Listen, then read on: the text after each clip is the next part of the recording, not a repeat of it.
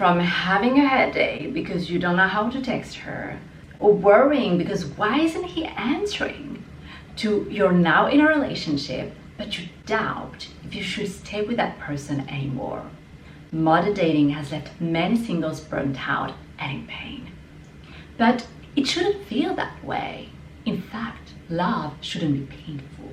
And if it feels like that, it means there is something broken in your approach to dating.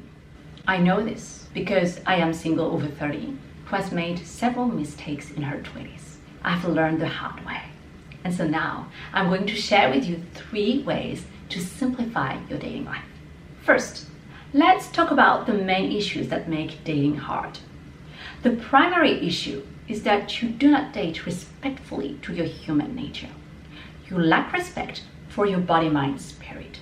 And listen to me well, because this is deep truth that can change your life. The classic way of modern dating is to go with the flow, which means you prioritize feelings first, right? But I have one question. If you are a human being made with both emotion and reason, wouldn't it make sense that your best decisions in life, including your love life, are made of emotion and reason?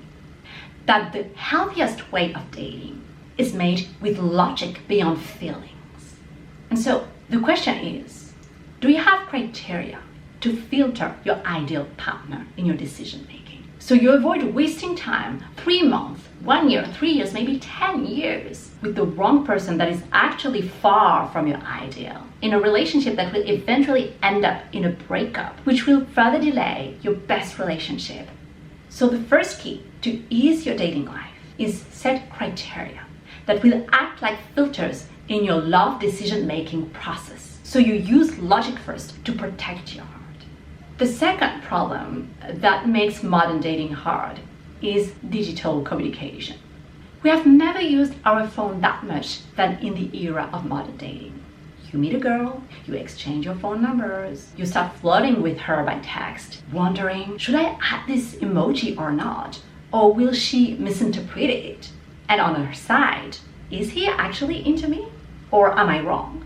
Like, if I write this, will he think I am hitting on him? Will I look like an easy girl? And you see, even before dating, you are already caught in the monologues of your mind. You risk burnout, not from the relationship itself, but from overthinking, from the relationship with your thoughts. Why? It's normal. Because it is unnatural for your brain to communicate through writing exclusively.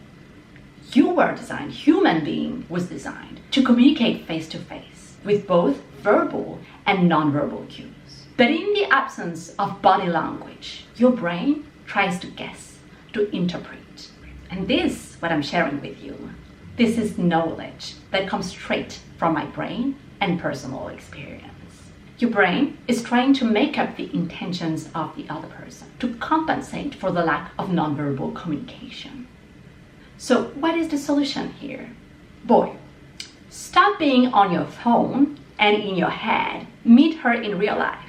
Tell her, I would like to meet you. Let's have a drink, let's have a coffee, let's go on a walk.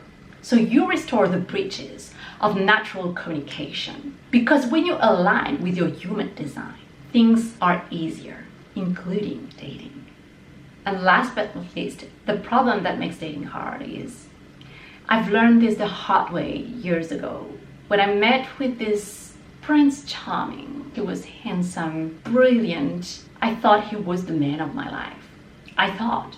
When we met, he asked for my phone number, and immediately he started to text me like crazy daily. And I felt excited and I felt the butterflies, I felt good. But little did I know that he was actually love bombing me. He was a narcissist. We would date exclusively in writing. We would text for several weeks, and suddenly he would propose a first physical date, which of course was magical. Like, what would you expect from a narcissist, right? And then he would propose a second date, but he would cancel it the same day. And suddenly he would vanish.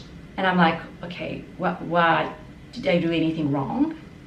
And we entered that toxic cycle of him appearing and disappearing, appearing and disappearing. And I remember that summer night where I was sitting on a bench in front of my parents' house. I was sobbing over his voicemail after he disappeared again.